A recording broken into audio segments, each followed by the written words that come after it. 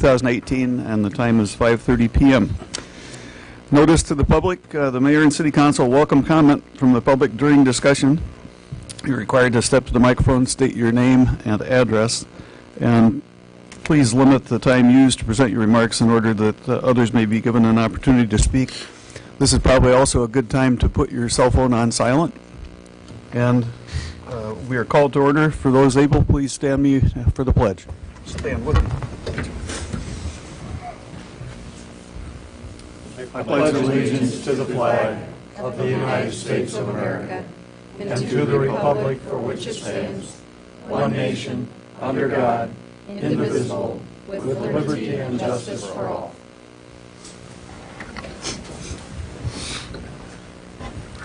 Thank you. We'll start with the Mayor, Council, and Administrator comments. As Mayor, I'd like to welcome the Miller Middle School team who worked on a project called the Future City. If you didn't get a chance to look it over as you came in, please look it over when you leave today. Michelle, would you like to address that? Yeah. Michelle Sponheimer, Housing Community Development Director. I'd like to have, if you would, Cheyenne Mooney, the teacher at Miller Medical School. Miller, I gotta say that. I'm not used to saying that one. One of her students, Johnny Needs, and then their mentor for the project, Justin Strom from CGA. And so I'm going to let them talk a little bit about their project, but as a planner here in Marshalltown and you're working on development projects all the time, I was real excited to see the work that the students are doing at our middle school, students learning about city planning. So. First year that we've ever competed in this, received an email that talked about futurecity.org, said that it would talk about we looked into the zoning of Marshalltown, got onto your website and actually put it up on the screen, had the kids find out where they live, where the schools are located, how much space they take up. Then we had to work on scale. The students had to come up with an essay, 200, I don't remember how many words, 250 words to describe their city. Miller, because of our school budget, I told them they didn't get any money, and so we collected recyclables from all the teachers, friends, whoever would bring in things. The students tore apart VCRs, probably most of them first time ever in their life. They've torn apart any kind of electronics, and then they had to work. Justin came in and helped us work on scale, talked to us about zoning, talked to us about street size. And then the kids just took off with it, and it was a really good experience. Talking with Michelle, maybe it'd be interesting for us if we get to do this again next year, that we could come and actually talk to the people who are in charge of the zoning, Parks and Rec, maybe get some better ideas. The problem this year for the students was to think about senior citizens and how to make their life easier, so we actually even went down to the Embers and took a tour around that facility to try and give them some ideas of how seniors spend their time. Very good. This Johnny Needs. We build all of our cities out of plastic materials, and we used, my group, we used old computer parts.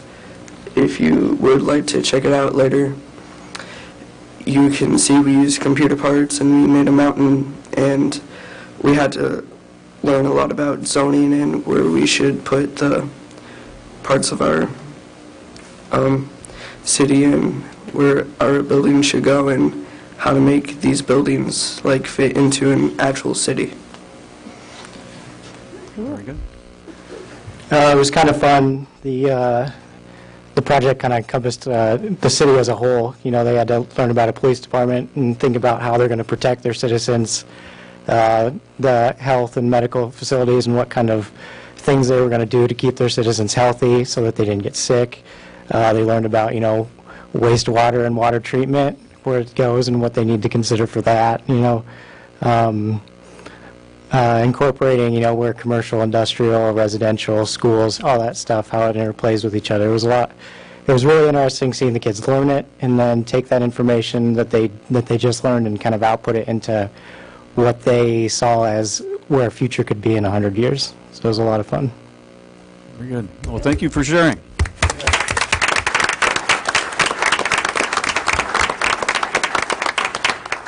This is only my third meeting, and I'm already screwing up again. Forgot the roll call.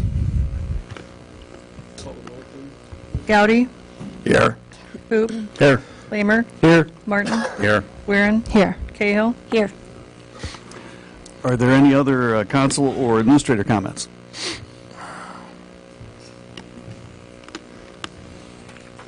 Hearing none, we have a fun employee recognition event at this time. Chief, would you come forward, please?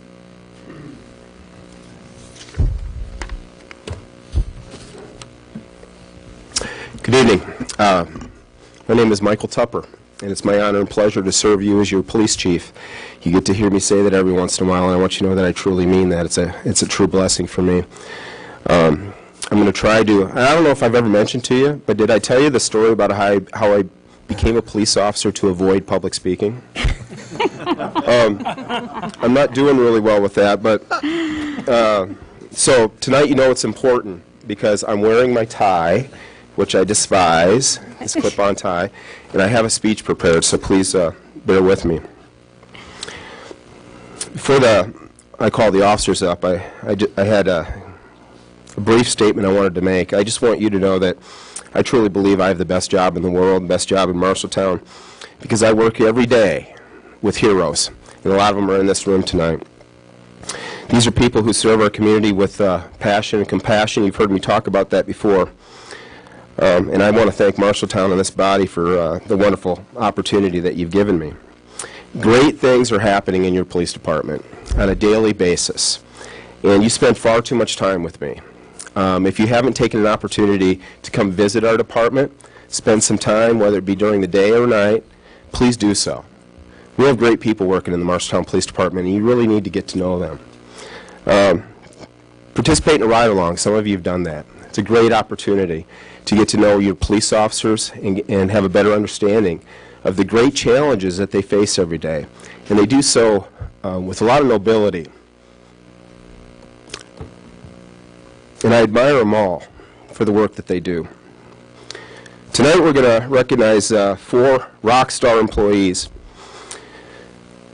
But I want you to remember that you have 43 sworn police officers, and I think we have 6 civilian employees now that are all rock stars, all doing a great job. And again, I'd like you to spend some time with them when you have time to do so.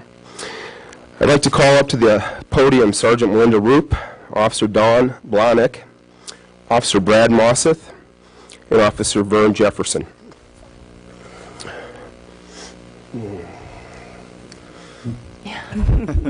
It's always awkward to know where to stand, so we'll do our best. I hate talking with my back to folks, but we'll do our best.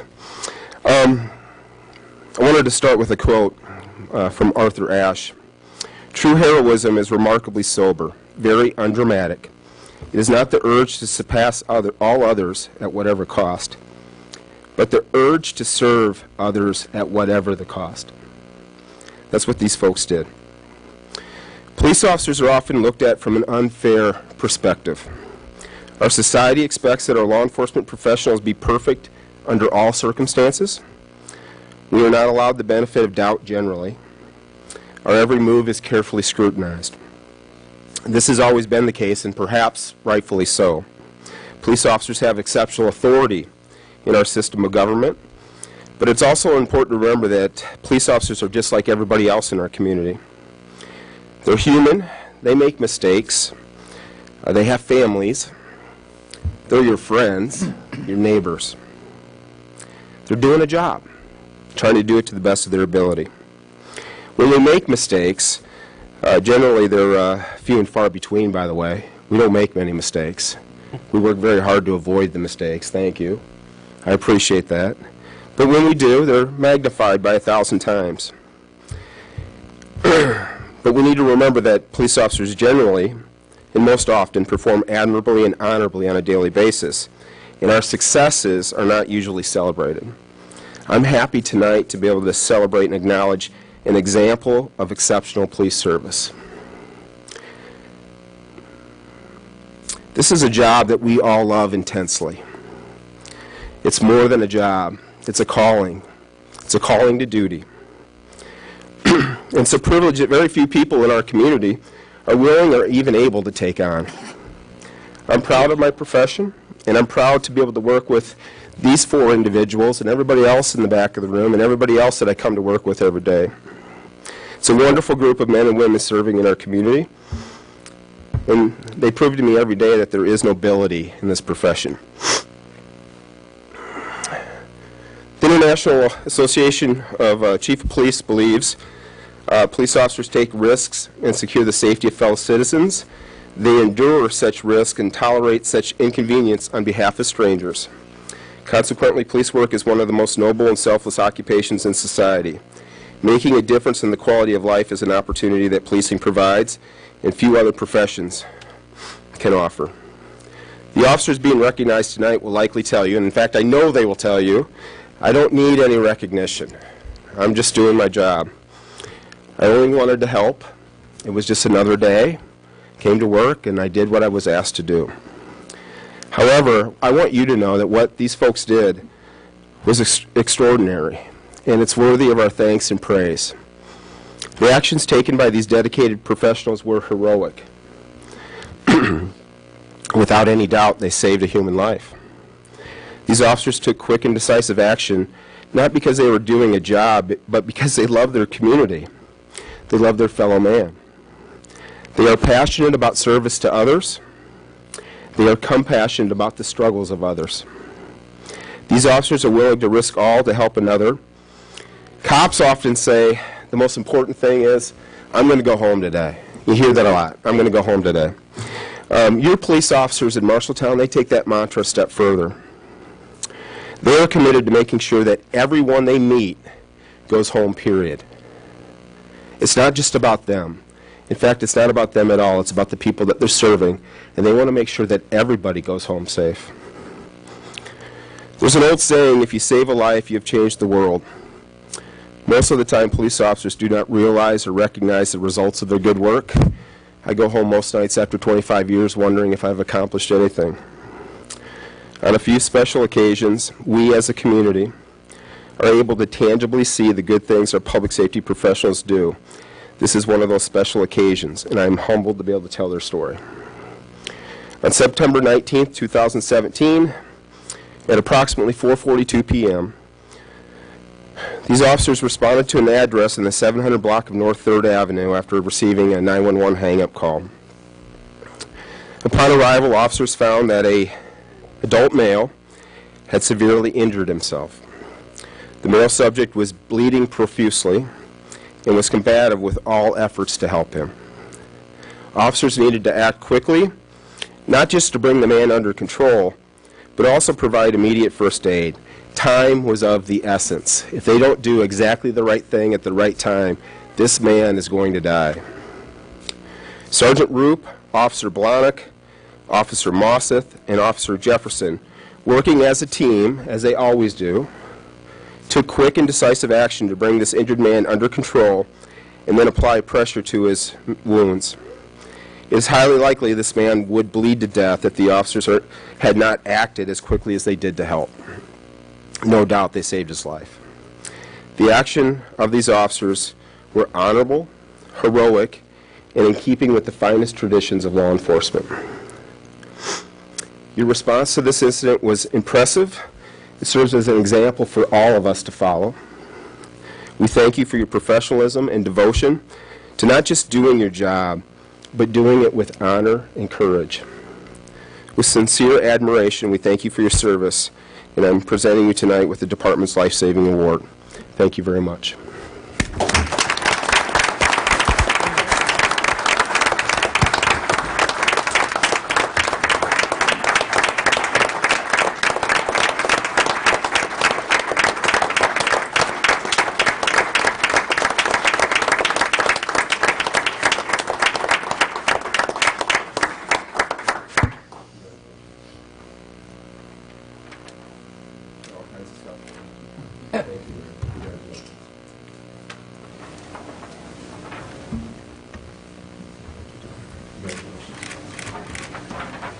This might be a good opportunity to remind people about the pizza with a Cop night. I think that's set for February 24 at Zeno's.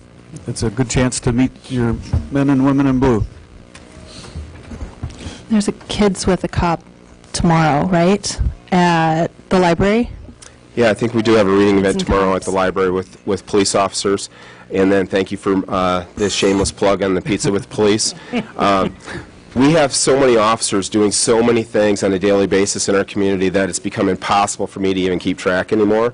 And we just are blessed in this department to have a lot of great leaders and a lot of quality people. So please take an opportunity to get to know them. So, and for everybody here that wants the Kodak moment, it'll be out in the hallway so we can get out of the way of the meeting, and we'll get out as orderly as possible. Another shameless plug would be the Back Our Blue signs. I can't see mine now with the snow, Yeah. but I'm proud to have it. Well, I'll come over and shovel it out for you. Thank you.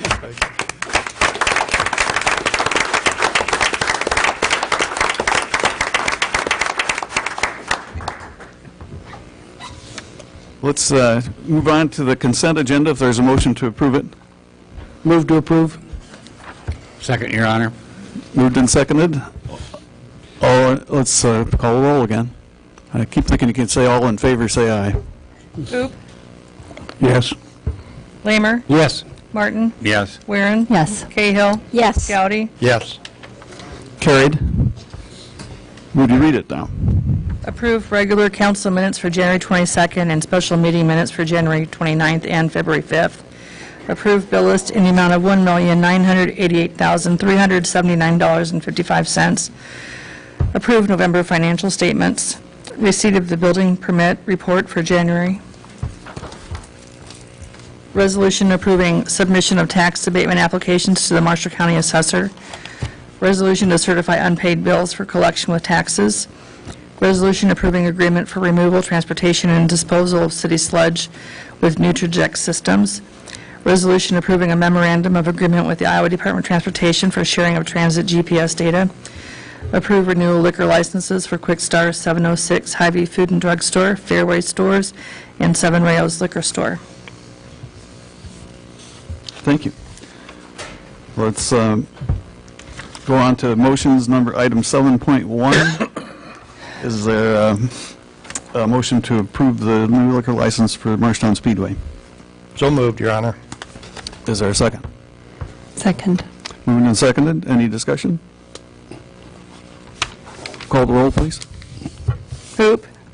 Yes. Lamer. Yes. Martin. Yes. Weirin. Yes. Cahill. Yes. Gowdy. Yes.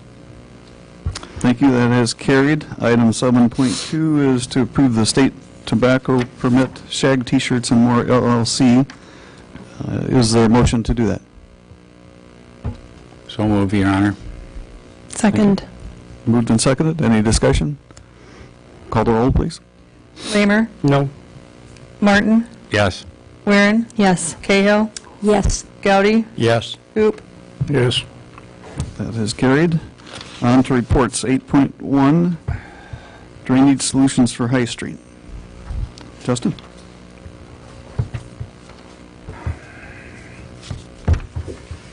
Good evening, Justin Nickel, Public Works Director. As several of you may remember, during our public meetings for input on the police and fire station, we heard from more than a handful of citizens that drainage was an issue on High Street.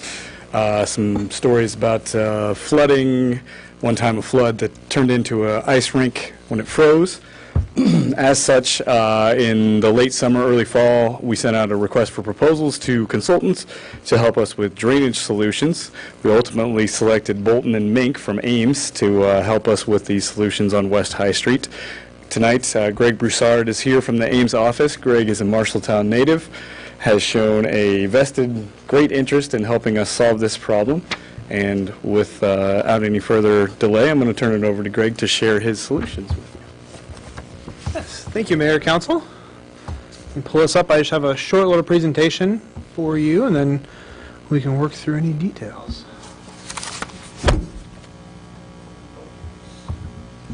There we go. So kind of how Justin's talked about, I wanted to talk a little bit about how we got here, and Justin covered that. As part of the investigation and the public output for the police and fire station, one of the comments that came about was the flooding that was happening on High Street and the concern over if there was flooding, if there was that potential ice ring scenario that happened before, how emergency vehicles are going to access potentially out to 6th Street from West High Street. So that was kind of been our charge, is to evaluate High Street and figure out how flooding and emergency vehicles can potentially interact on that section.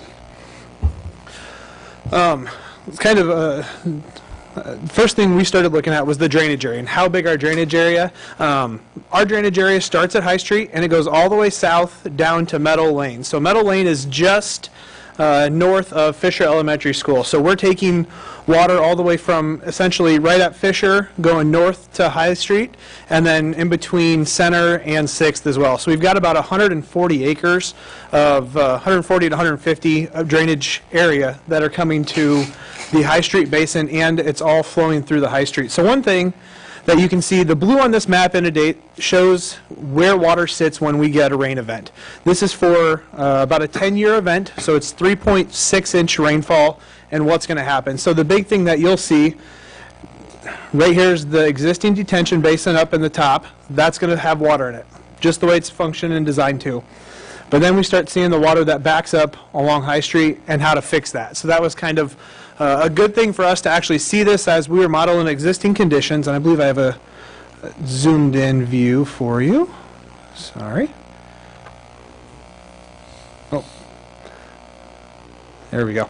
So this is right on High Street, so we've got the levee on the right-hand side, and then High Street running vertical up and down. So when you get a rainfall, we were seeing what the residents were saying when we ran our models. We are seeing water ponding there. So the one on the left, this is when we get a 10-year rainfall, which is about 3.6 inches, and then the one on the right is when we get a 100-year rainfall.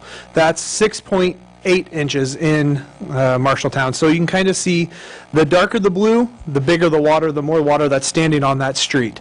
So what we were tasked with was figuring out how to address that and how to improve that water. And like I was talking about before, there's a lot of water that's coming to that. So what we did was we broke it up into 5 different sections, and they're kind of color-coded. We started with the green, which is the detention basin itself. And we started there going, are there any improvements we can make on the detention basin alone that would help improve it? And then we went to the red, which is High Street itself. What improvements can we do on High Street?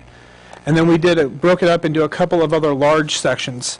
From High Street south to Ingledew, and then the orange is from Ingledew to Olive, and then the last last section in yellow is from Olive all the way down to Meadow Lane. There's a couple of intersections on Meadow Lane that have localized flooding right now, so we were making sure we addressed that as well through the study. So that's kind of how we broke our study up, and now I'll get into our recommendations based on our study. So the very first thing that we looked at was what are the recommendations to address the drainage improvements on High Street. So as you can see on this one, we've got 2 issues that are adding to this, that are affecting this. The first one is the size of the pipes. The size of the pipes throughout the drainage area are undersized, so that means they're getting full and water is flowing over land. So you can kind of see that on both these pictures. There's the grass area be on the left. Water's flowing through that grass area because the storm sewer can't handle it. That matches, we talked with several residents in the area, and so we kind of like to make sure that what they say, the extent of where that water goes, it matches what we were able to see, which is fantastic, to make sure our models are working right, and then how do we fix it? So the first set of improvements we look at is on High Street alone.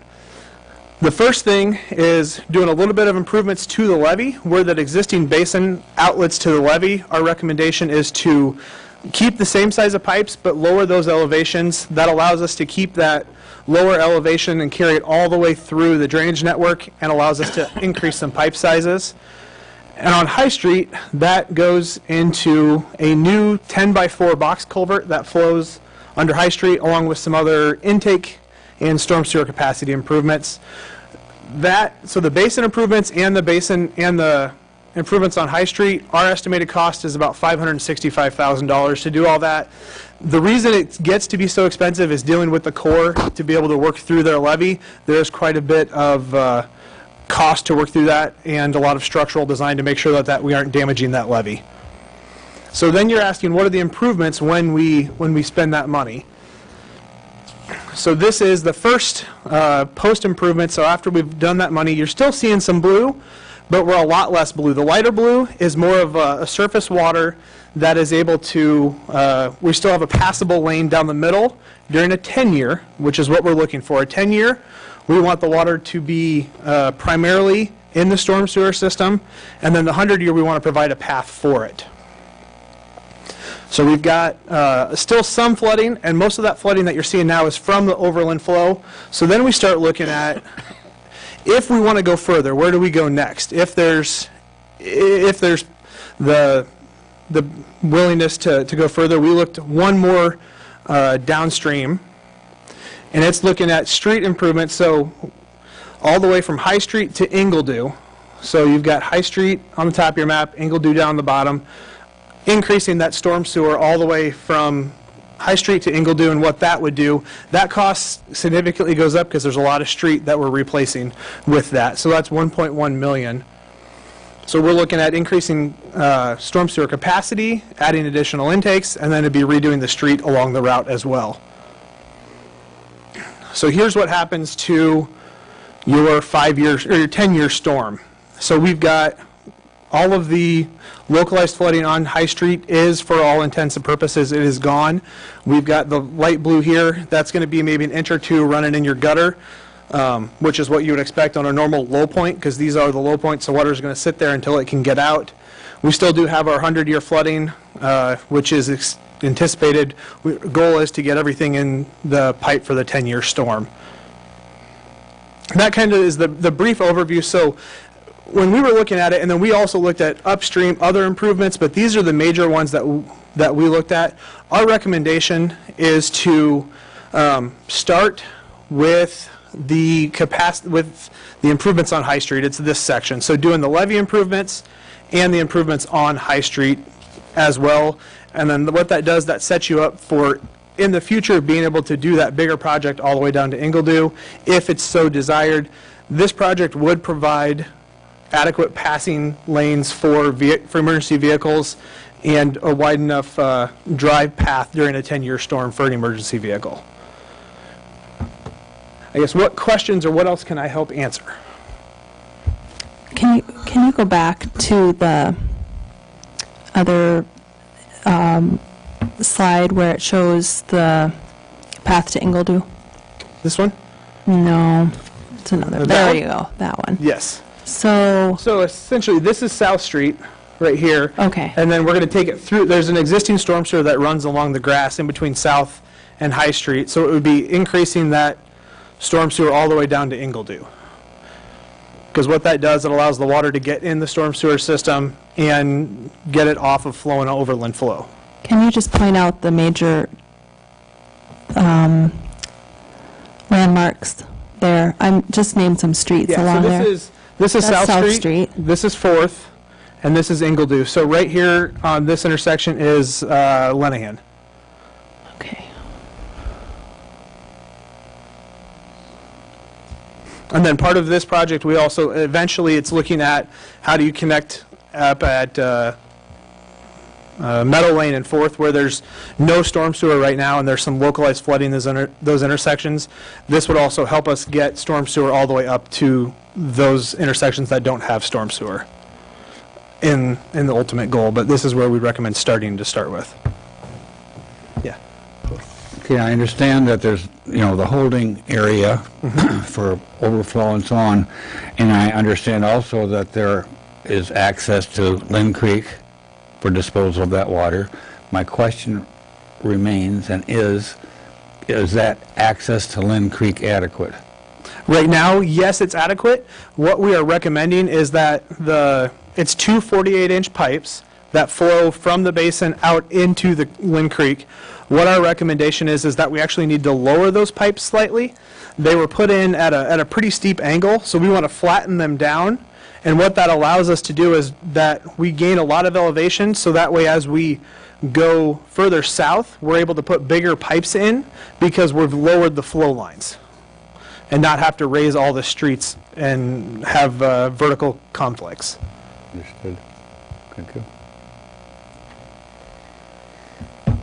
Any other questions?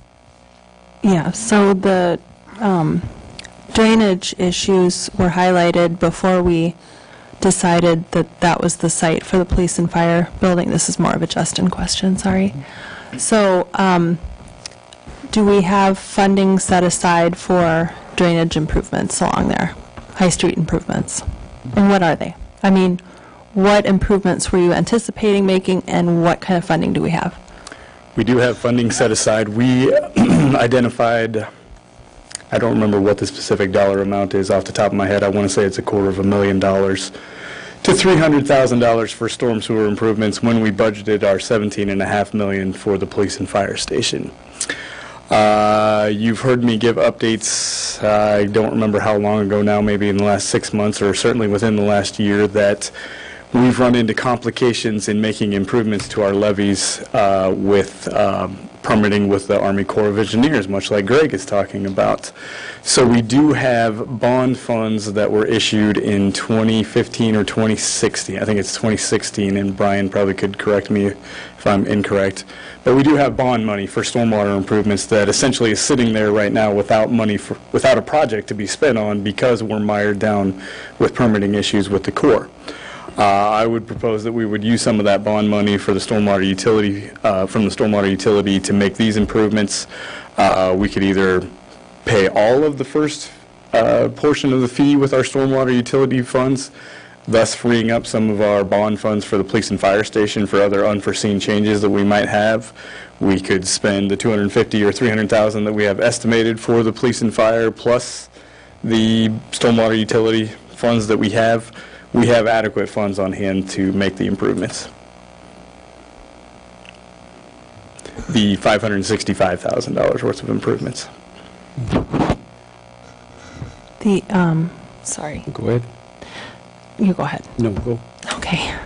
So we have to get the Corps involved when we're messing with the pipes that dump into the creek. Whenever we touch the levee, that is, yes, as we've discussed before, that is administered by the Army Corps of Engineers, and we have to gain their blessing in whatever we do to make improvements through permitting.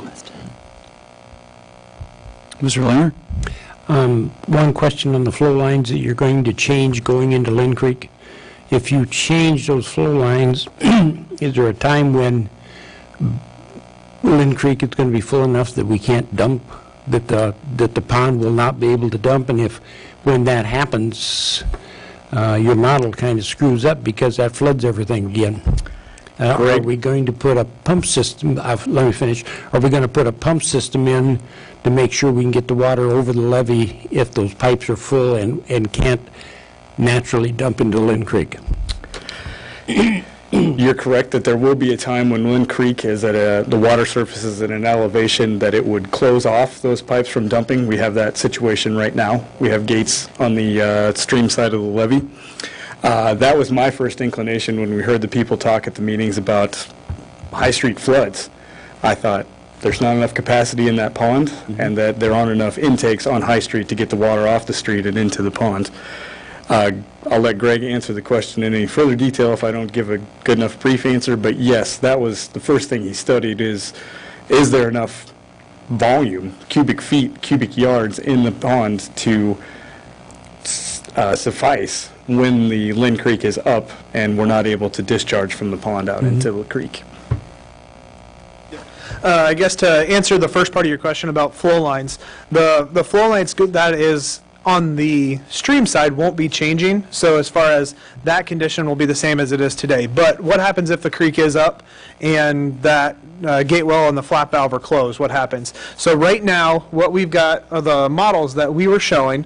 These are based off of the flap gates being open, but we have about 2 feet from the top of the water to the top of the roadway. And we have modeled it with those floodgates closed, and there is enough room in the basin. We will get some, it's called tailwater backup on some of the intake systems, just because of the fact that water isn't flowing faster, but we aren't going to see a significant increase in flooding. We still believe it can all get in the basin when those flap gates are closed.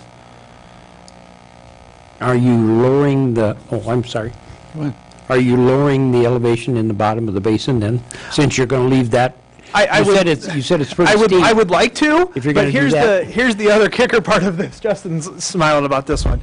So we had to do, because if you walk out there and you drive past it on a summer afternoon, I see a lot of cattails, and what that tells me is wetland. So we did a wetland investigation, and that is actually a wetland because the Army Corps, they documented it as one, so we had to verify if it was or not. It is. So there is the possibility of lowering the bottom of that basin and going and cutting it all out. There's about roughly about an acre of wetland.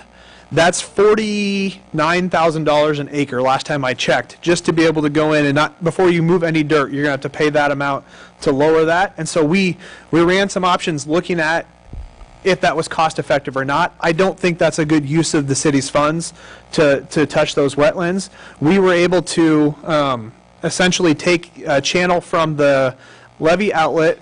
It's going to run right along the south edge, or the east edge, sorry, and right to our outlet, and we're able to stay within the permitting threshold limits, so there should be no mitigation required for wetland. But we did look at that. The reason I brought the question up is I know we own some more property on the east end down by the sewer plant, that if we have to mitigate, we don't have to buy that property. We just have to go down there and make that into a wetland so we can clean this out. And did anybody look at that comparison? A lot of, recently when working with, maybe you can speak, maybe Justin has different information, but recently in a couple of projects in the area that we've done, the Corps has pushed pretty hard on us actually mitigating and not creating new ones because of the size of, they want a certain size of bank if we're going to recreate that, and I don't know how much room you have, if you'd have enough to make that size of bank. Yeah. Okay, thank you. Yep. Other questions? Okay. Thanks, Greg, and welcome back. Yes. So, Your Honor, what's our next step? Excellent question. If there are no objections, I'll work with Greg on preparing a scope and fee to design the improvements, and then we would hope, it's February right now, I'll make some promises that hopefully in the fall, that we could be ready to bid these improvements. Stormwater is a fickle thing. I don't know, it's possible that the summer goes by. Well, our police station won't be open anyway. It's possible that the following winter and following spring go by and that we don't have any flooding situation, but we'll try and get things mitigated so that there are either no or minimum situations in which an emergency response vehicle has to drive through a flooded high street area. Okay. Thank you. I suspect that's the consensus to go ahead and get that work done. That's the two sections. At this time, we'd only be proposing the first section, so we'd work on the detention pond, and we would make improvements to the pipe that carries water underneath High Street, the $565,000. We can certainly look at the budget situation and see whether it's appropriate to go. Is the $565,000 plus the $1.1 million or 1.1? I'm guessing our budget might be a little stretched. I'd be more than happy to investigate with Brian on what kind of funds we do have on hand, but we might be a little stretched to try and do phase 1 and phase 2 at this time. Thank you. Other questions? Okay, thanks again. On to resolutions, 9.1. Resolution authorizing the City of Marshalltown to submit a grant application to the State of Iowa Governor's Traffic Safety Bureau. Contract period October 1st through September 30, 2019. Good evening again, Mike Tupper, Marshalltown Police Department. This is an annual grant that we submit for some traffic safety enforcement dollars that we use to purchase traffic safety equipment. and used to also have some overtime dollars available for traffic enforcement efforts. This year we're applying for $14,000 in grant funds. There is no match requirement. And you should have had some documents in your packet describing the application, what we're doing. I'd be glad to answer any questions that you might have. Is there a motion to approve the resolution? So move, Your Honor. Second. Any discussion? Call the roll, please. Weirin, Yes. Cahill, Yes. Gowdy, Yes. Hoop, Yes. Lamer, Yes. Martin. Yes. Carried. Thank you. Item 9.2. Madam Secretary, would you read that? Yes. We have 6 resolutions authorizing change orders to the police and fire facility. The first one is for site demolition for construct, an increase of $3,675.25. Resolution approving change order for concrete foundations for Caliber Concrete, an increase of $21,770.30. An increase of $2,304 for floor coverings for Allied Construction Services. We have an increase of $2,181.97 for steel for Central Western Fabricators. For general supplies for Garland Construction, an increase of $11,263, and a decrease of $4,964 for plumbing and mechanical for Tony's Plumbing and Heating. I move for approval. Is there a second? Second. Discussion? Call the roll, please. Wait a minute. Time out. Sorry. Discussion, please. I think, Ethan's here. I'd like some explanation, overview of these change orders. Certainly, it may not be the last of change orders, and there are a variety of reasons I understand for those change orders. I'm concerned about cost overruns or lack of planning or whatever the reasons may be with regard to this. Maybe you could speak to that in overview, please.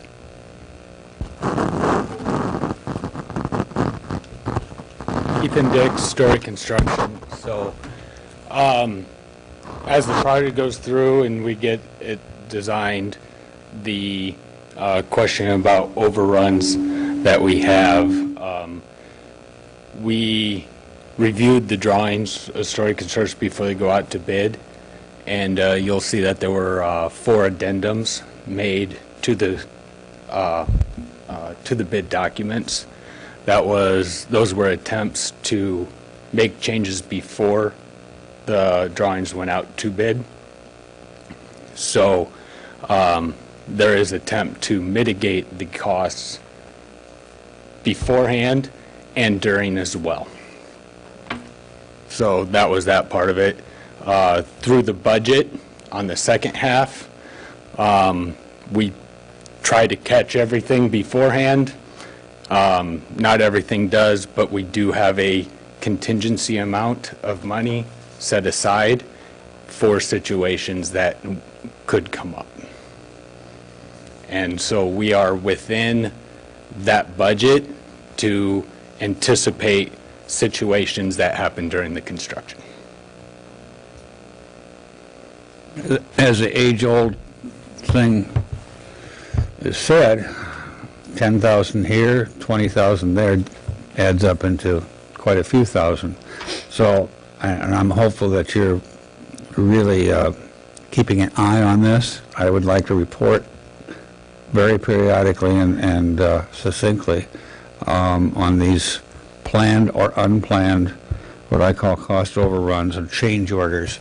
And I do understand that change orders arise from a variety of different sources, from requests from departments, for one, for omissions, for another, for lack of oversight, perhaps.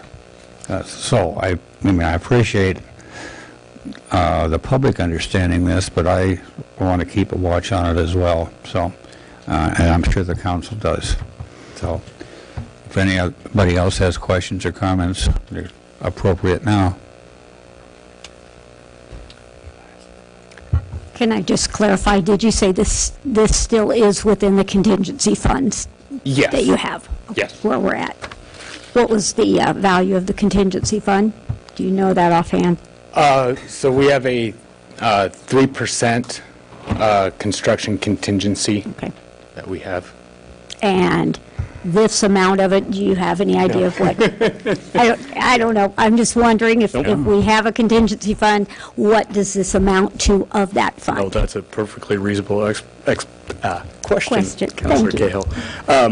Our contingency fund, as Diana's going to exemplify for you on one of the items that follows, at the moment, we have about 1.2 or 1.3 million that is unencumbered or unspent at this time.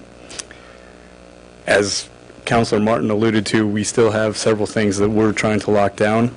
I think these 6 total up to something like, $40,000. I guess I would say that we're doing well, considering we're 3 or 4 months into construction. These are all relatively small dollar items, except for the structural design revisions. Ethan's been present. We've had discussions with our designers, Prohaska, about who's going to actually carry the burden and carry the cost for some of these mistakes.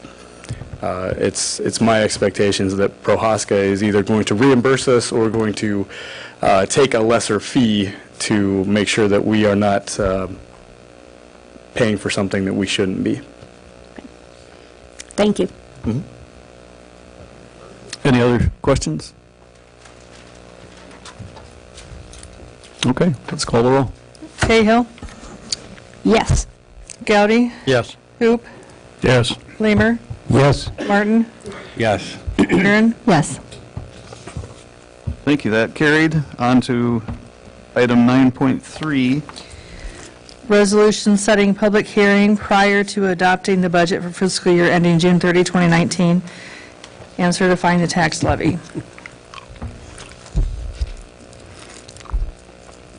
The hearing date would be March 5 at noon.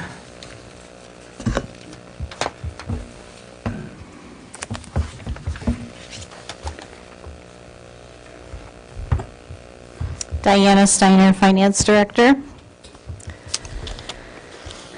The council must approve the FY19 budget documents, but a public hearing is required. Changes can still be made at the hearing as long as the expenses are lower than what was published in the newspaper. Then the adopted budget must be certified to the county auditor by March 15th. Over the last 4 council meetings, we've provided you budget information regarding the FY19 and FY18 re-estimated budget. Per your request, we have kept the property tax levy rate the same amount as this year and last year, which is $15.28158 per $1,000 of taxable property valuations.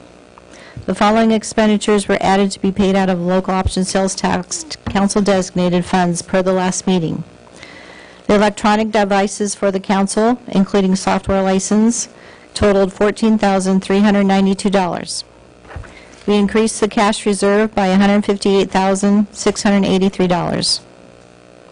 And then the general fund deficit of $14,840. That's a change from the $35,000 I indicated last time. Please note that the budget documents also include the Marshalltown Waterworks. Their revenues of $4.7 million and expenses of $4.3 are also included in our documents. They are included under the proprietary column. The Marshalltown Waterworks is not included for the calculation of our levy, so it's just a reporting document. So as indicated in prior meetings, the budget was developed on the following assumptions. Negotiated step increases and cost of living adjustments of 2.65% for all non-temporary employees. We're projecting a health insurance increase of 5%, but we will not implement this unless our claims history necessitates it. Construction on our police and fire building will be completed in FY19. The housing-led grant was not funded in FY19. and the backfill from the state continues to be funded. So those are the assumptions that we made when developing the budget. So if you will go to page 99 of your packet, we will go over the certification for levying of taxes.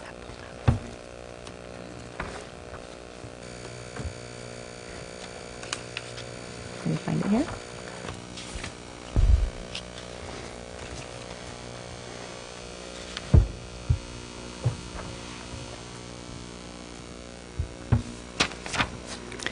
So we'll kind of start at the top. So these are our valuations with and without utilities. So this $750 million number, that is an increase of $4.2 million over last year. And the utilities increased by $14.68 million, the utilities and the residences. So how this works is, based on these valuations, we set levies on all these kinds of taxes. So the first one is the regular general levy. The maximum that any city can levy is $8.10. And so we put that number in there, and you can see the amount over there. The next one is the significance of the blue, the difference on your page, the significance of the blue versus the black print. Is it? It's Department of Management's form, so it's computing it. So we're putting in numbers here, and it computes it across. Okay, thank you. The operation and maintenance public road and transit, which is our bus system, we put in $256,481. This is an increase of $76,000 over last year. And as I indicated to you at the last meeting, we wanted to increase the fund balance by $50,000 because they were down to nothing by the end of FY19. So we put an extra $50,000 in there, so in case there was any repairs that need to be made, they'd have cash on hand to do that. The next one is the rental of the Civic Center. It's the Fisher Control. I'm sorry, not Fisher Control. The Fisher Center in Marshalltown. This is just a pass-through, so we levy $76,000, and we turn around and write the check back to Fisher. The next one down is our liability and property self-insurance costs. So whatever we're projecting to pay out, that's what we levy. The next one is the support of a local emergency management commission. Again, the commission just tells us what they're going to bill us for the year, and that's what we put in. The next one is the local band, which is the community band of $11,000. This is an increase of $3,000 from last year. It causes a third of a penny increase. And then our public library, $225,000. This is based on 27 cents levy, which the taxpayers voted for several years ago. And then our ag land, $14,000. This is also at the maximum rate, $3.00375.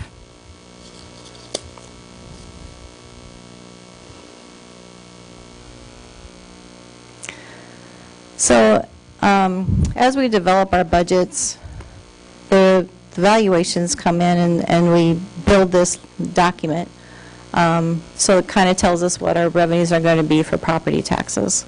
So if you look through the budget comparison worksheets later, this blue amount is what comes in as property tax, and the difference between this column and that column comes in as a utility excise tax. So in case you're trying to find those numbers in our documents, that's why.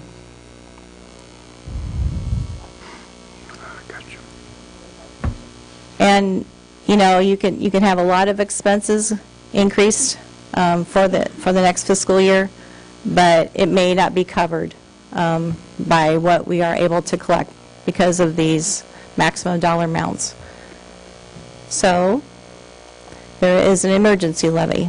So if the $8.10 is not enough, then cities can levy up to 27 cents as an emergency. And we did take all full advantage of that. The next one is the police and fire retirement. Again, we just put in what we are projecting out as cost, and then other employee benefits. That includes IPERS, FICA tax, workers' comp, health insurance, etc. And then we have the debt service levy, and that has been reduced from money out of the local option sales tax to reduce our overall levy, so we stay at the $15.28. And then our capital projects. So, based on our valuations, we will receive $12.7 million in FY19. Are there any questions on this document? If not, will you please turn to page 100.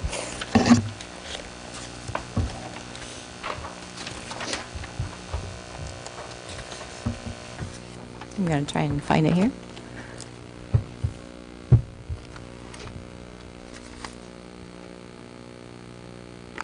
I need to get a little closer. The page 100, actually, Diana, it was part of that property tax worksheet. There was a 12-page section there.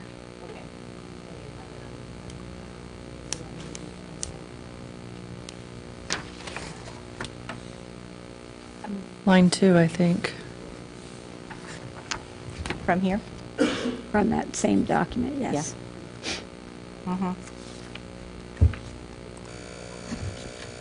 That's the budget amendment. That's all. You have to pull it up through the website. Okay. Thank you.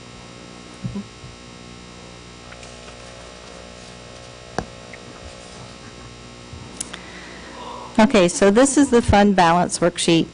What this is telling you is at the beginning of the year what the fund balance is. So it starts with clear back for fiscal year 17 is the top column, the top section. It's split out between the different kinds of funds and gives you a grand total at the end. So here's FY17 here in this section. There's FY18 and then FY19. So if you look at the difference between the beginning fund balance in fiscal year 19 and what we're projecting at the end, that's an increase of $284,000. This comes because of you are increasing our cash reserve by $159,000, and we're expecting a $16,000 revenue increase for those funds for interest. And then we also are transferring $106,000 from Fund 300, which is that capital improvement levy, to our big equipment purchases for the fire truck. So that's why that difference is there. Are there any questions on this one?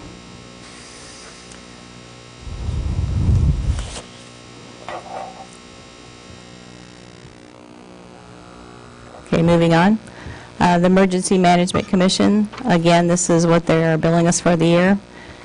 We levy for it, and then we turn around and pay them.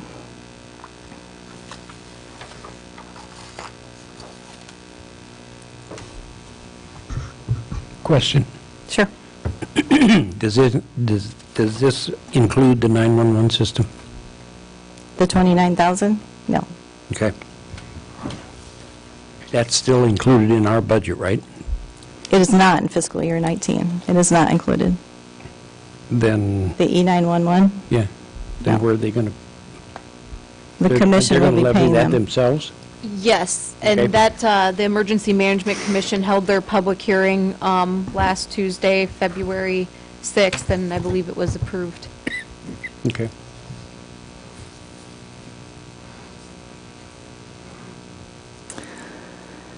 Okay, so page 102 of your packet. This is re-estimating FY18. So that's this fiscal year. So departments went through and looked at what they had, what they've spent so far to date, projecting out through the end of June.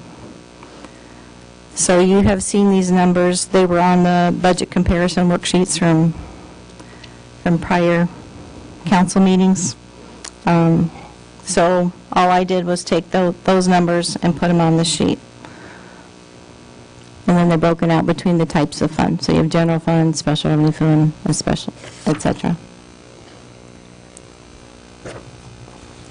So departments have an activity. So police, fire, flood control, et cetera, they're all within the public safety area. So anytime the budget is expected to exceed, actually, let me say that again. Anytime the actual expenses are expected to exceed by these activities altogether, then we have to do a budget amendment. Does that make sense? So it's not just the police department, it's everything put in this section.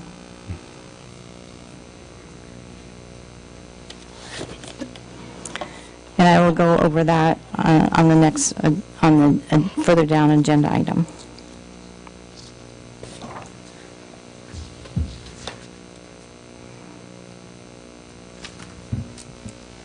So I'm going to go to the next page. And over here where it says water utility, that's where the Marshalltown Water Works is.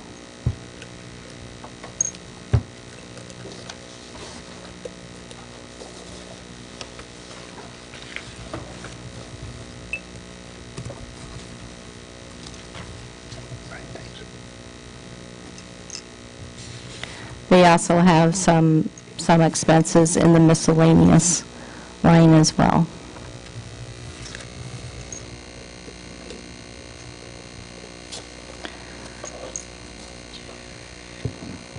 I know there's a lot of pages here, so bear with me.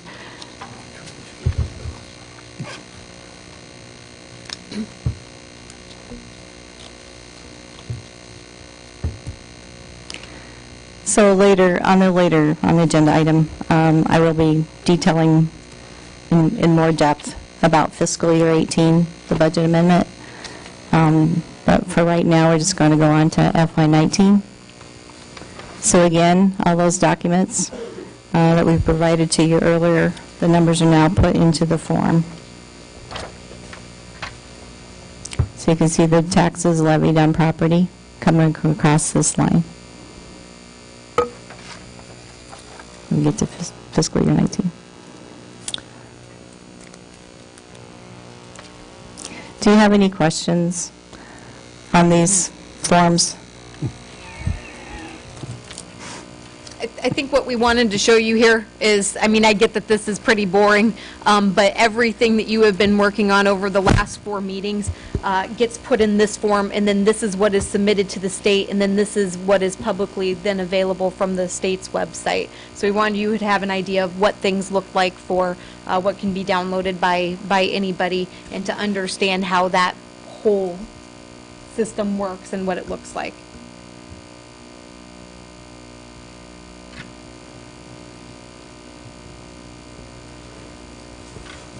So if you don't have any questions on these forms, we'll move on. I should mention one other form that you have seen before, but wanted to bring it to your attention, is on page 109.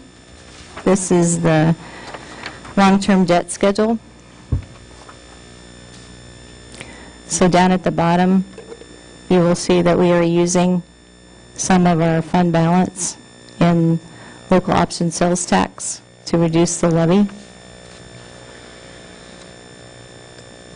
So the $2.4 million is 78% of our budgeted $3.1 million in revenue for local option sales tax in fiscal year 19.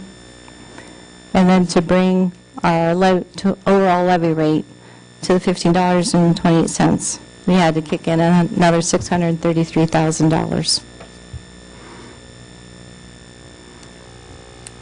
Any questions on that? We've covered that in prior meetings as well. Excuse me, can I ask that we go back to page 105? I did have a question. I'm sorry I missed my chance when you went by it. Okay.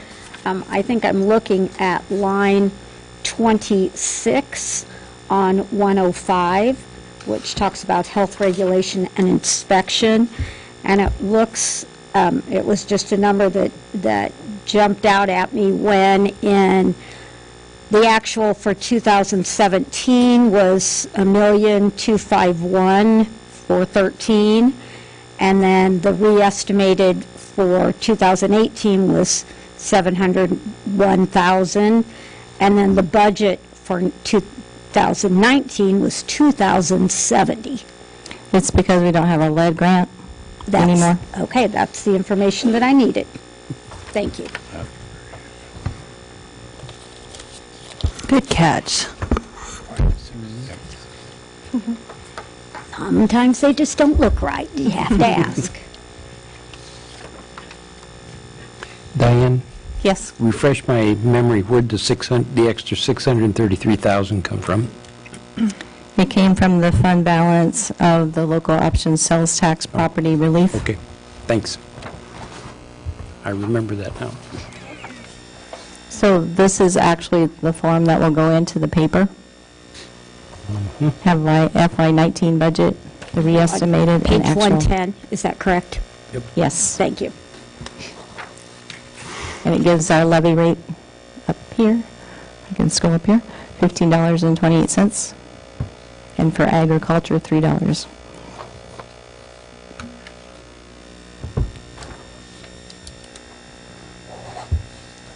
So any questions on that? On page 111, this is Marshalltown Waterworks budget. So again, we've incorporated this into our numbers. And page 112 is also Marshalltown Waterworks. So their hearing is the week of February 19th. So in the event that they would change their numbers, then I will change our numbers as well, what we incorporated in for them, before the public hearing date. Well, actually, I'll change it before it goes to publication. So whatever's published in the paper will be what the public hearing will be about.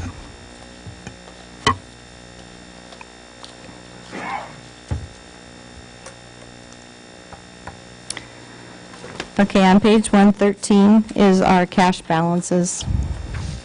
So I provided some of the funds to you before, but now it's complete. And it also includes Marshalltown Waterworks on the bottom of page 114. So if you turn to page 114,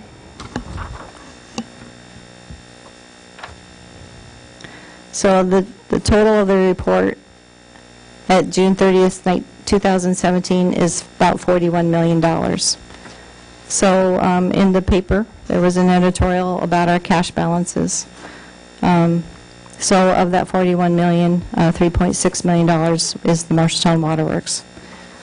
All of these other funds that make up that $37 million are designated specifically for a purpose.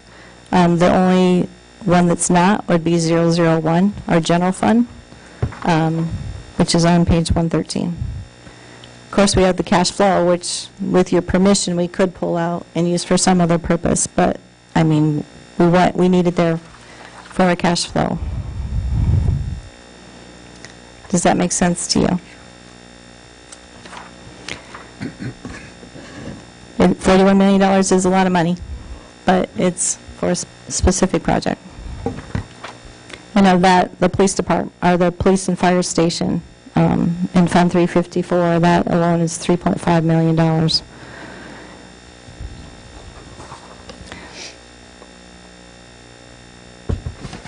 On page 115, this is where all the numbers are coming from that you've been provided before. This report does not include Marshalltown Waterworks because they're not on our software.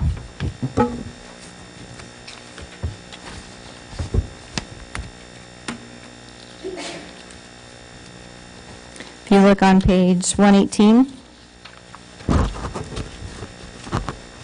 down towards the bottom, you're looking under account number 001-6021-4010, that's property taxes.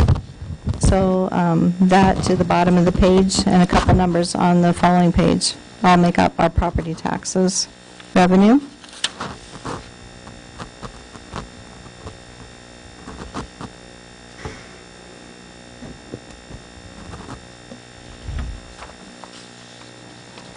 Do you have any questions on any of these numbers?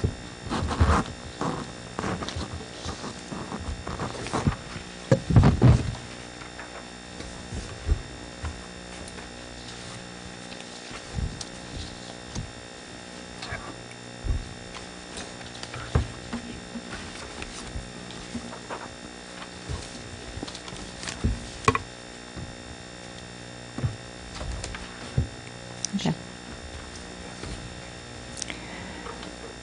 If there are no other questions, is there a motion to approve the resolution? I move for approval. Setting the public hearing. Right. A second? I'll second. Any further discussion? Please call the roll. Gowdy? Yes. Hoop? Yes. Lamer? Yes. Martin? Yes. Weirin? Yes. Cahill? Yes. That is carried. Can you do this, the last one? That's off the council agenda. I do want to go over the local option sales tax balances. That's on page 232.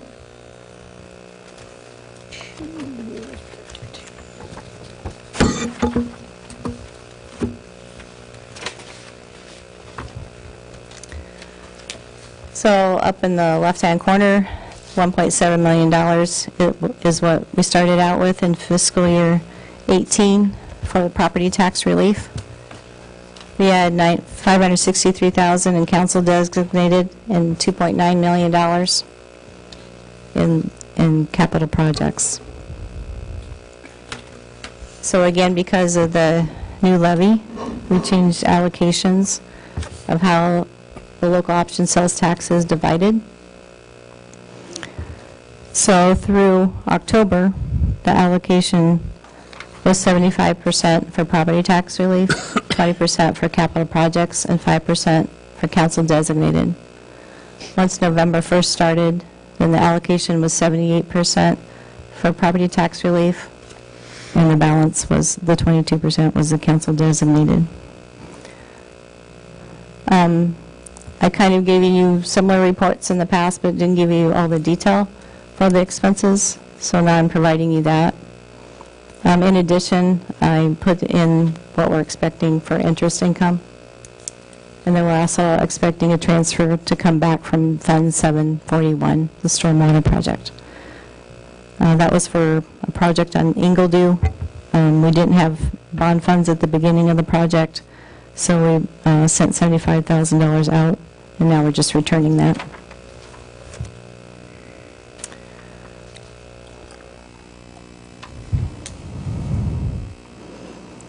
So now you can see kind of the activity that you've had throughout this fiscal year. At the beginning, we'll just focus right now on the council designated section. So last year at this time, when you adopted our budget, we put $170,000 into the general fund to make it balance. And then later in the year, because we did have a deficit in FY18, once the vote passed, we put $193,000 in for the deficit to the general fund. We requested and you funded a nuisance officer for hire for the remaining of this fiscal year. That was about $25,000.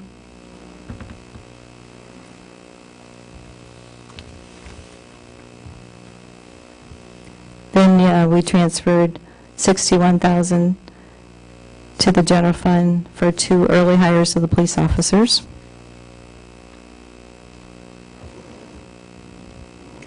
You funded the 13th Street underground lines. We transferred $20,000 to the wayfinding signage match for the grant. We transferred $25,000 for a project on North 3rd Avenue. Then we did security cameras, housing study, Vision Marshalltown, the Vita Funeral Home demolition, the grant application for the NEA Art Master Plan for trails. So that's where your funds went for council designated in fiscal year 18. Now we're coming down to fiscal year 19. So we're rolling in with a $557,000 balance in council designated. Again, because of the revenues for local option sales tax, now the council designation is 22%, so $682,000 will come back in, and then we have $6,200 in interest. And where we budgeted this is that $158,000 went to cash flow, $14,000 went to cover the budget, and another $14,000 went to your council your council electronic devices. So that leaves over $1 million left in council designated at the end of FY19. So over here under property tax relief for the expenses, fiscal year 18, we had $900,000 that was originally put in the budget for debt relief, and then $2.2 million was put in for the employee benefits to make us balance. And again, all 78% of the local option sales tax for debt relief is being spent, $2.4 million, and then $633,000 to buy down the property tax levy to keep the levy rate the same.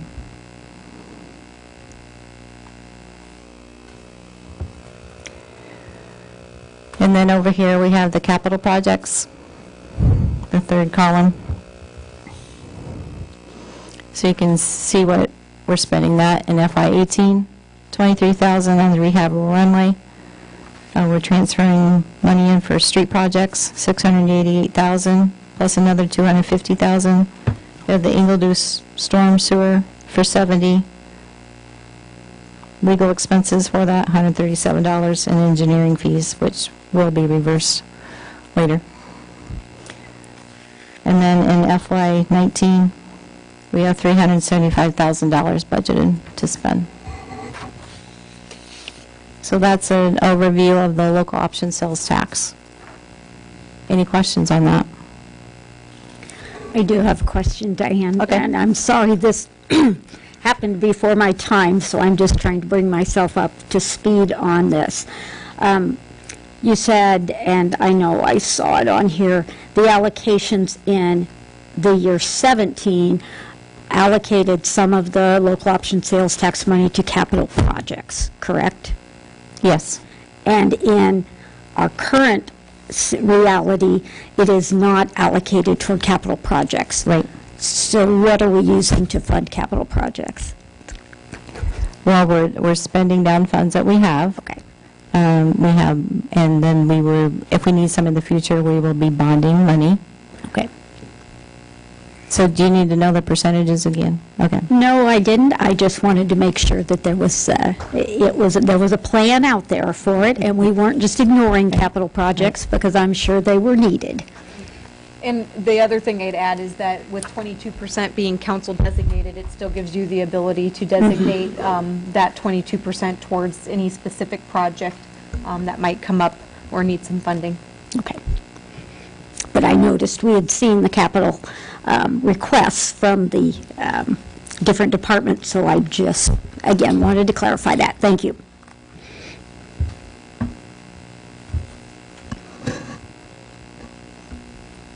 Are we ready for the FY18 budget amendment? Can you go back just a sec? Yes. Okay. I just had a question about employee benefits. On page 99, which shows the adoption of budget certification. Okay.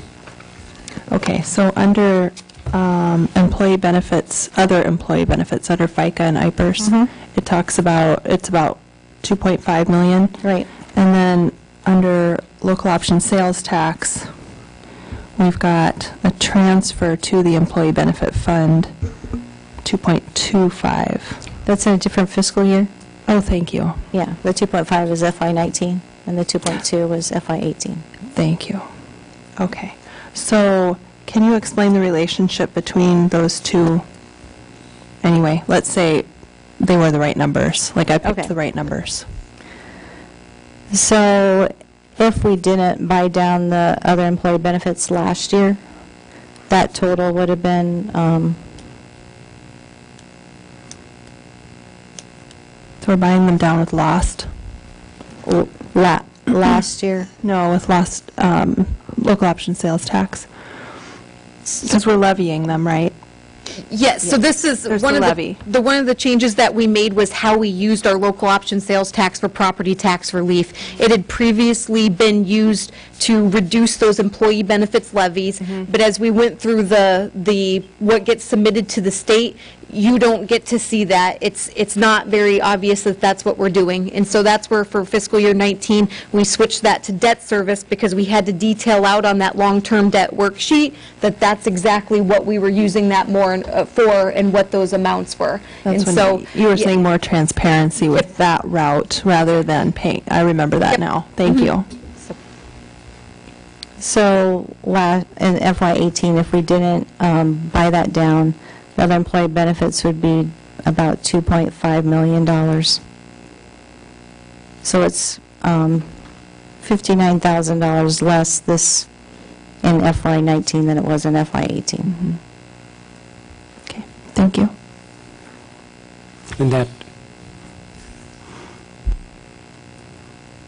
That's just a minute, partially I due. get my question Okay. right.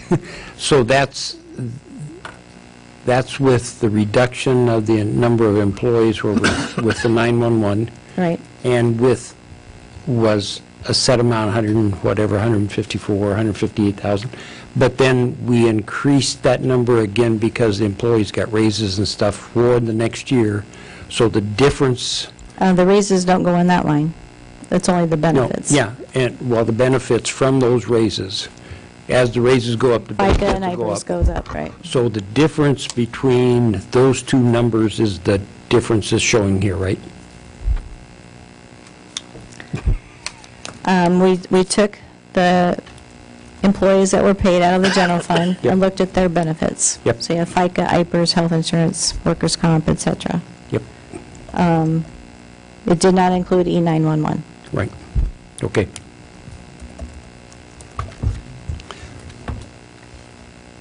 Thanks. Sure.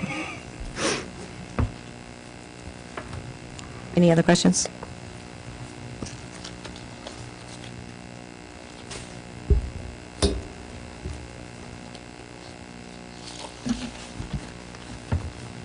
Okay, if you go to page 280, you'll see the budget amendment. Sorry, can you change that? 281. Got it.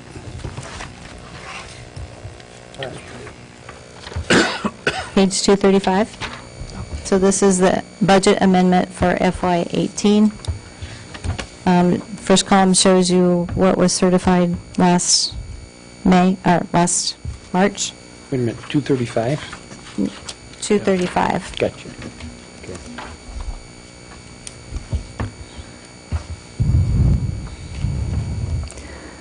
Again, in March of 2017, the council adopted the FY18 budget. When we were putting together the FY19 budget, we provided the council with re-estimated figures for the FY18 budget. Some of the changes have occurred because of the police fire building debt and other capital projects. We are also including Marshalltown Water Works. Other changes are for grant funding we received for specific projects, so now we need to authorize the expenditures. During the CIP, we also shifted projects. Some weren't completed in FY17 that we thought would be, so we have to add that expense to FY18. And in other cases, we're moving FY18 originally budgeted to FY19. None of this worksheet has any impact on the property tax levy. So the first column of numbers, again, is what was adopted. The second one is the difference, and the third one is what we want it to be. So rows 1 through 5, there are no changes.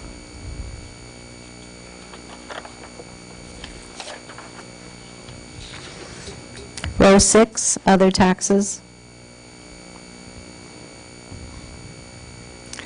This contains a decrease for franchise tax, which we get from Mediacom, of about $9,000, and motel tax of $3,000. Row 7, licenses and permits. The net difference is $10,000. This is made up with $15,000 building license increase and a $15,000 in building license, a decrease of liquor license of $4,000, and other licenses of $1,000. Row 8, use of money and property. This row includes farm rental increase of $50,000, airport rentals of $23,000, SRT of $55,000, and the other interest income. Row 9, intergovernmental. This is our federal, state, or local funding. Increased our federal street grant by $793,000. The airport by $229,000. The bike path by $182,000. Road use tax by $100,000. Our wayfinding grant for $20,000. North 3rd Avenue grant for $50,000. Parks grant for $39,000. Department of Transportation grant for $41,000. And then we deferred the federal grant for the transit bus until FY19, so then we took out $216,000. We eliminated the lead grant, which was $727,000, and then other items were about $202,000. So that's what causes the difference in that line. Any questions on that one? Okay, row 10, charges for services. Marshalltown Waterworks increased their line by $345,000.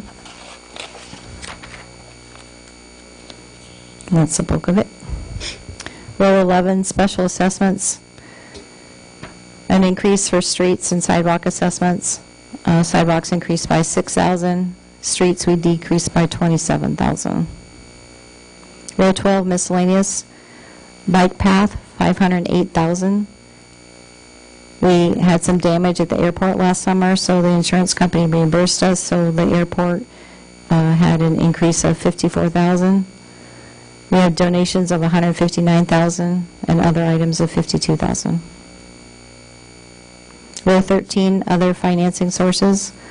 Marshalltown Waterworks increased by $391,000, and we decreased storm sewer by $2.7 million.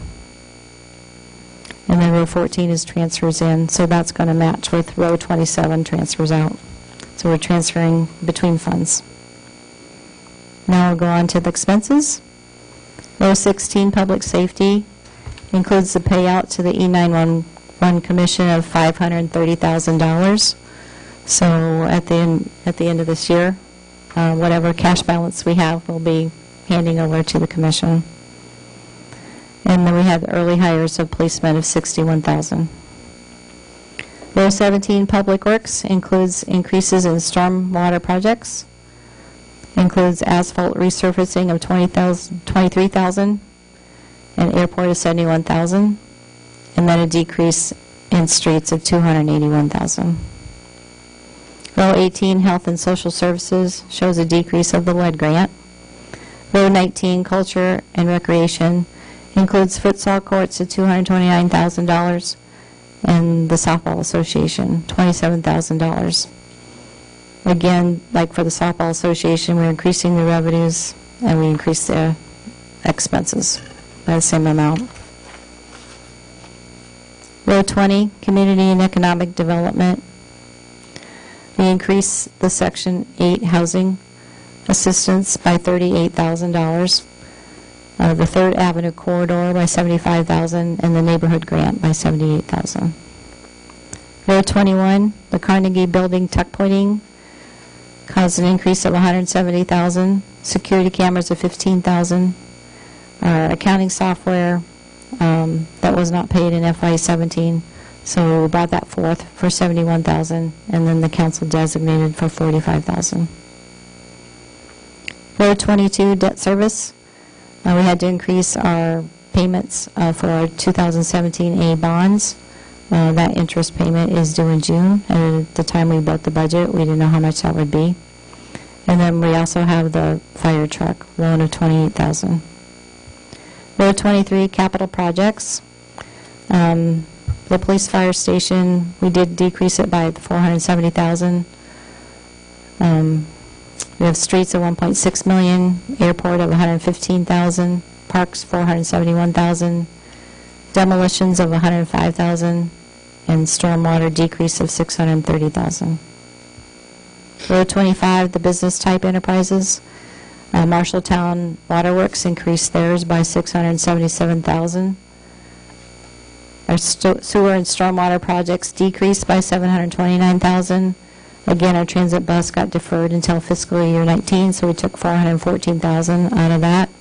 And then the compost equipment was also deferred until fiscal year 19, which is $130,000. And then row 27 transfers in equal the row 20, equal row 14 transfers. Transfers out, and row 27 equals row 14 transfers in.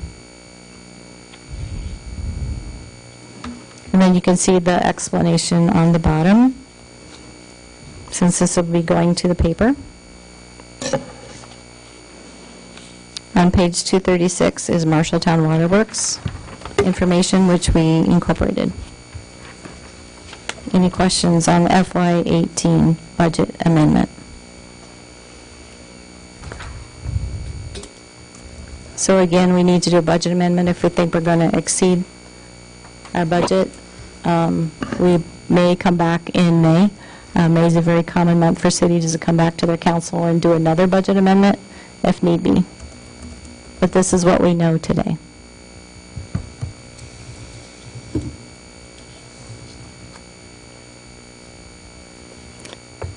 So we'll need a motion to set the public hearing for March 5th at noon. Your Honor, I would move.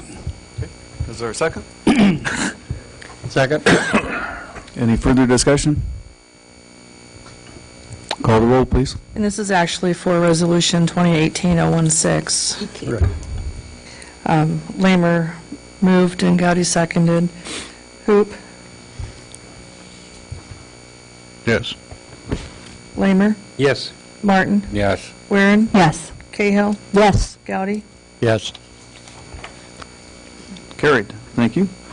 Let's go to the next resolution, 2018-007. All right.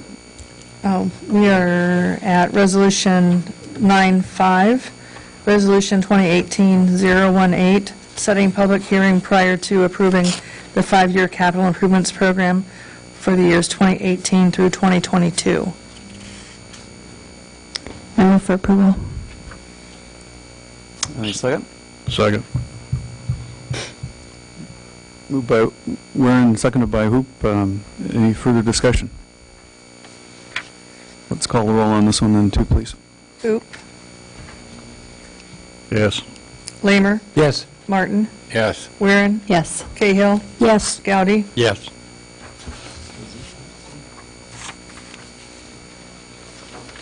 Yes, so you've been provided the capital plan on several different occasions over the last 4 budget meetings, so no changes from your last version.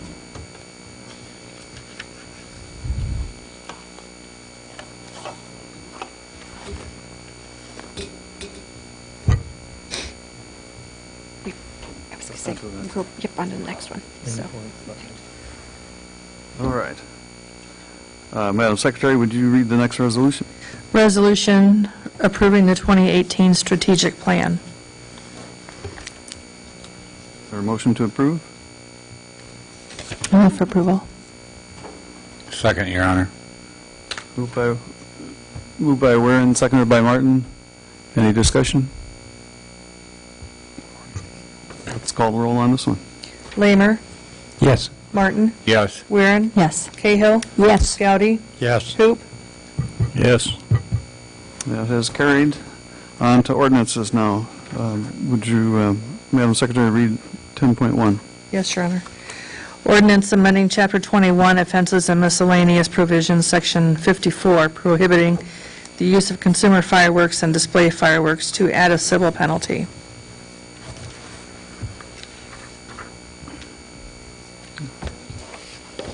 Chief? Mike Tupper, Marshalltown Police Department. We talked about this at the last meeting.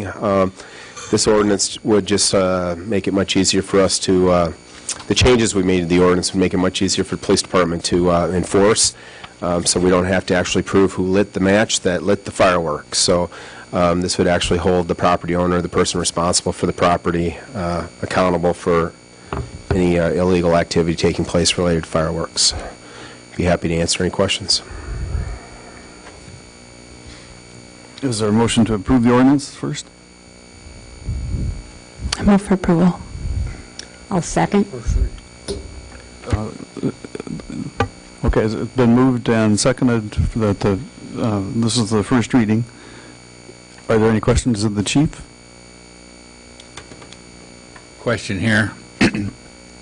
Chief, are we talking, as it says in here, a violation of this ordinance shall be simple misdemeanor, punishable by a fine of not less than $250? That's my understanding, yes. Okay. Is there a provision or is there consideration for increasing that for a first offense and subsequent offenses? I think the clarification to make here is that's not actually the section that's being added. That has been there. Our officers would not write somebody under our local code there as a simple misdemeanor because we would then have to provide an indigent defense. And so if they can prove who it was, they would write that offense simple misdemeanor under state code. It's actually Section 4, which creates then that civil violation for the person in possession of the property or owner of the property to be cited in the situations where Chief Tupper identified that you can't show who lit the match, who set off the firework. I understand now. Yep. Thank you. Further discussion or questions? Let's call the roll. Martin, Yes. Weirin, Yes. Cahill, Yes. Gowdy, Yes. Hoop, Yes. Lamer. Yes. Carried. Thank you, Chief. Madam Secretary, would you, next item is a discussion item. Yes. Criteria for use of city funds for outside organizations. This was something that we talked about at our last budget meeting, and Councilmember Cahill made the motion, and it was ultimately seconded and approved to have further discussion about what sort of criteria and process should be considered for awarding city funds. And so I put together a brief memo, which is certainly not all-inclusive at this point, and I think it just is a starting point for discussion. What I really tried to bring things back to is what you just approved tonight with the strategic plan. That ultimately is our sort of guiding document for what we're going to be doing or what we're trying to do with our actions in the community. And so that's where I would encourage you, as you discuss this further, to think about having a relationship back to our goals and objectives, that there's a direct tie back to things. And also looking at, there's recognition that we can't always do everything that we might like to do in the community, and there's other times when there's organizations that are created or they take on maybe a function where we can't always do that. And so the second thing which I'd encourage you to look at or focus on is where we do have funding limitations for providing a service ourselves. If there is an entity that is providing it, is that an entity that should be funded at some level by the city? I also provided you with some questions there, and provided some detail related to what the Community Foundation evaluates requests on. Does there need to be an evaluation process, as well as, like I said, a whole list of questions. So at this point, I'm here to take your feedback and probably take anything that you would direct and put it into a draft of sorts and bring this back for continuing discussion to make sure that we've gotten everything. Questions or comments? I would comment that I appreciate the work that you did on this and bringing to us, and it certainly gives us a better starting ground than I thought we had before, so thank you for that. Thank you. I'd just make a short comment that I think this ought to just probably go away for a while and see how the year goes and see where we're set when we're done. That's my take on it.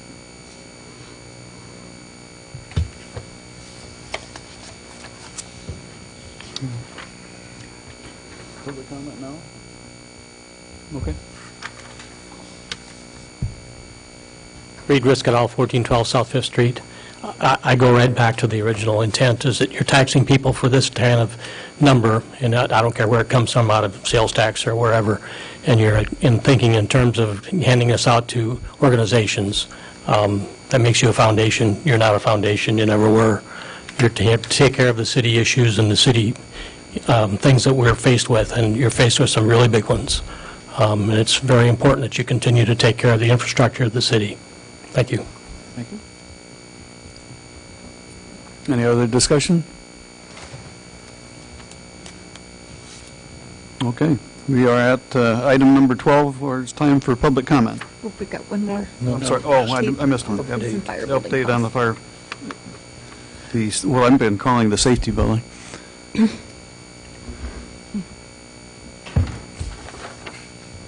Diana Steiner, Finance Director. This is just for information only. It's our police and fire building costs. So far, through our checks that are dated tomorrow, that you approved tonight, we have $3.6 million spent. We have encumbered over $13 million. We're projecting that the uncommitted amount is $1.2 million. Any questions? The one thing I will point out that was clarifying a number that Justin mentioned earlier is that we had $247,000. That's a placeholder figure in there for stormwater improvements.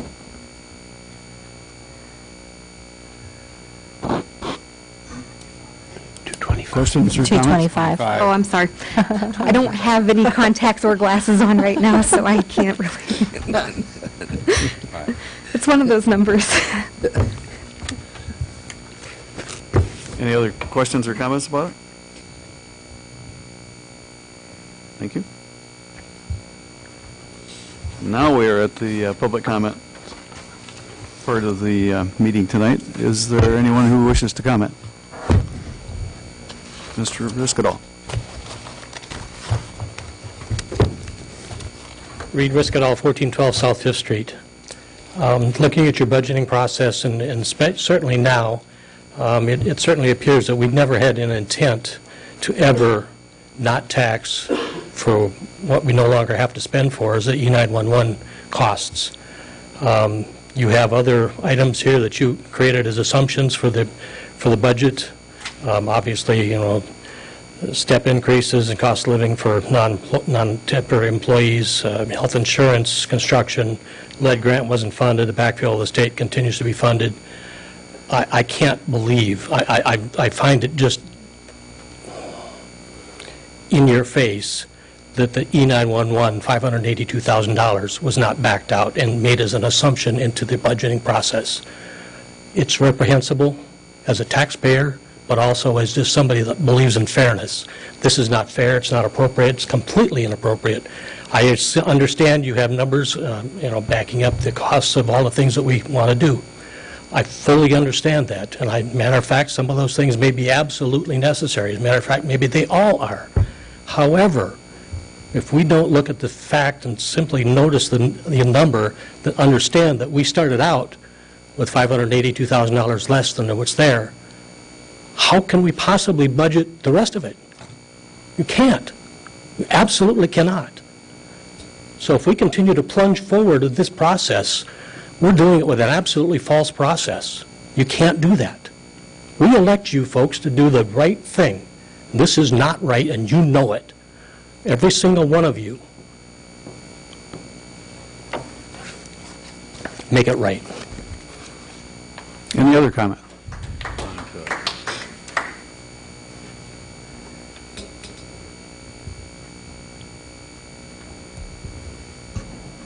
Gary Thompson, 601 East Main. Probably should have made these comments earlier when you were discussing it. Didn't realize I had a chance. Correct me if I'm wrong. The taxpayers were told that anything and everything that was associated with the police fire station would be paid from that 17+ million. I don't think you should consider the stormwater corrections on High Street to come out of anything but that budget, that 17 million. If you've budgeted 225 already and you see fit to do the $550,000 project, that additional 200 and some thousand dollars needs to come out of that, I think Diane said 100 or $1.2 million is the shortfall right now, which probably won't be there before the project's over. But I personally have a problem with us pulling money from other funds, you know, citywide stormwater issues or bonding to fix a stormwater issue that had to have been known before that site was chosen. I don't see this any different than the communication tower that was realized that, hey, we built a fire station, a police station in a low-lying area, no forethought to, you know, that we needed that tower. Therefore, we're going to pay for it out of that 17 million. I see the same thing as the High Street flood control and any street lights, any other, you know, improvements that you guys have talked about. On another subject, the lost money, and I echo what Reed said, if we're using lost money to help pay budgeted items that should be paid from the tax levies, how can we even consider anything else, any other funding of organizations or anything?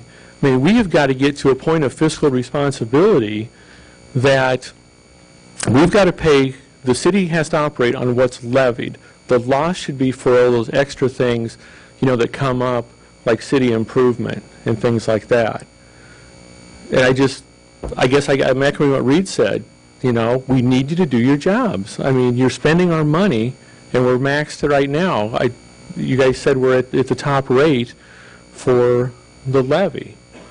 I don't get it, but thank you. Any other comments?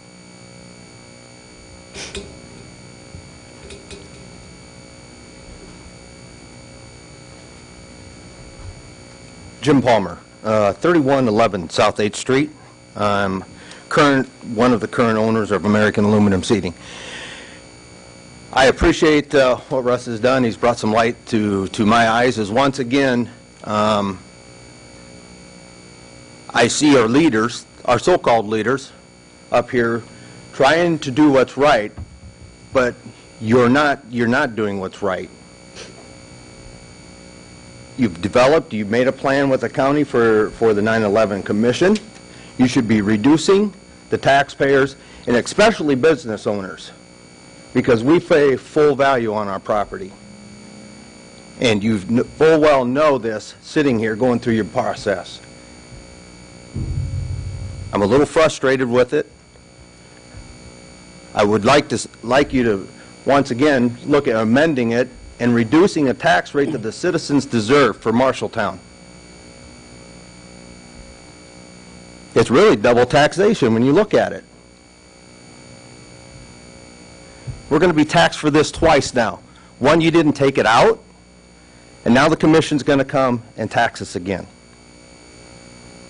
Please take into consideration and remove this. Mr. Martin, you brought it up twice, and I think you know. It's pretty clear. Thank you. Other comments? Hearing none. That one. Harvey Varm, 1302 South 6th Street.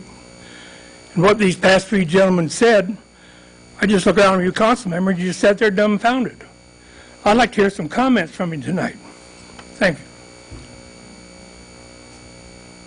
Other comments?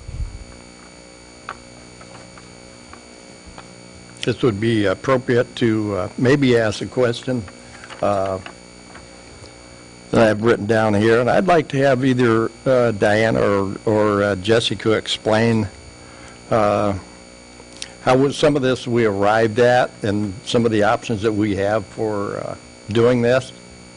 I think probably these people out here are expecting an answer. Jessica and I talked over the weekend to, as some of you probably know, I was frustrated with some of the comments of liar and some of that, and I don't appreciate that. I've lived here many years. I was elected the third ward council person to do the best we can. We know that there is options to do this. So I would ask that that be brought up at this point. I can answer that we have been working on a position statement that should be published on the website tomorrow that will explain the process and the amounts. Okay. Just so that everybody reads that and who does know that we have some options that we've been working on to rectify the 911 and what we need to do or leave it, and what we propose to do with the property tax, which will leak a lot more than what you're being charged right now. So what that actually means is you have money over here, you have money over here. We have a choice. That which this statement that's going to come out will tell you, will explain it to you. That's all I can tell you right now, because I'm assuming that they don't want me to pursue that. So it's in your hands. Thank you. Thank you. Just Mr. Gowdy. Jim Palmer once again, 3111 South 8th Street. It's not in their hands, it's in your hands. They work for you. True. So it's really not in their hands. It is in everybody that was voted. True. Okay, so it's in your hands. You can direct them to do what needs to be done.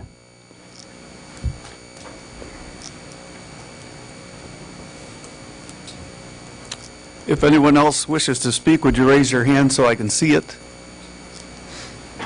If not, we'll call the meeting adjourned at 7:22 Closed session to go into. and then go into closed session. Need a motion. Oh, have to do that first? Adjourn. Okay. I entertain a motion to go into closed session. I move to go into closed session pursuant to Section 21.5, subsection 1, paragraph J of the Code of Iowa.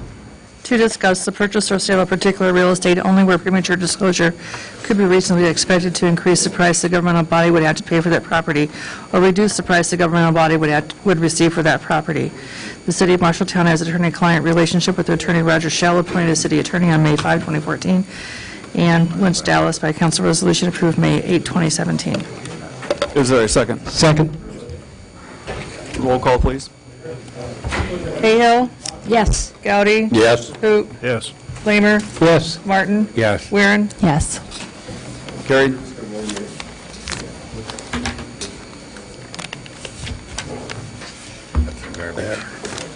I got a little baggie. I got a little baggie here.